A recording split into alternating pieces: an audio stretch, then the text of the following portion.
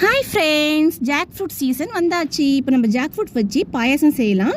மேலே இருக்க குடல் எல்லாமே எடுத்துகிட்டு கொட்டை எல்லாமே ரிமூவ் பண்ணிவிட்டு அழகாக எடுத்து வச்சாச்சு. இந்த ஜாக் ஃப்ரூட் பார்த்திங்கன்னா செம்ம ஸ்வீட்டாக இருக்குது, ரொம்ப ஸ்வீட்டாக இருக்குது. தேன் ஒழுகுன்னு சொல்லுவாங்கள்ல, அந்த மாரி இருக்குது. இப்போ மிக்ஸி ஜாரில் போட்டு, இது ரொம்ப ஸ்வீட்டாக இருக்கிறதெல்லாம் கொஞ்சமாக சக்கரை போட்டுக்கிறேன். சக்கரை போட்டுட்டு மிக்ஸி ஜாரில் போட்டு நல்லா பேஸ்ட்டாக அரைச்சி எடுத்துக்கலாம். இந்த அளவுக்கு நல்லா பேஸ்ட்டாக அரைச்சிருக்கணும். இப்போ இது ஒரு ஓரமாக இருக்கட்டும். தேங்காய் எடுத்து தேங்காய் பால் எடுத்து வச்சுக்க.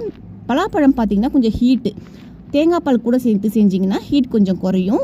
நார்மல் பால் வந்து மாட்டுப்பாலோ இல்லை பேக்கெட் பாலோ ஊற்றிக்கணும், ஊற்றிக்கலாம். இப்போ ரெடி பண்ணி வச்சுக்க தேங்காய் பாலில் வந்து அரைச்சி வச்ச பலாப்பழத்தை ஊற்றி நல்லா மிக்ஸ் பண்ணிக்கலாம். நம்ம நல்லா மிக்ஸ் பண்ணதுக்கப்புறம் இது கூட வந்து பலாப்பழத்தை வந்து குட்டி குட்டியாகவும் கட் பண்ணி வச்சுருக்கேன்.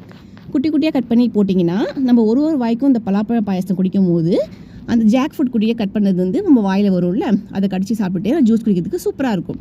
நீங்களும் உங்கள் வீட்டில் பலாப்பழ பாயசம் ட்ரை பண்ணி பாருங்கள், செம்ம டேஸ்ட்டாக இருக்கும். தேங்க்யூ.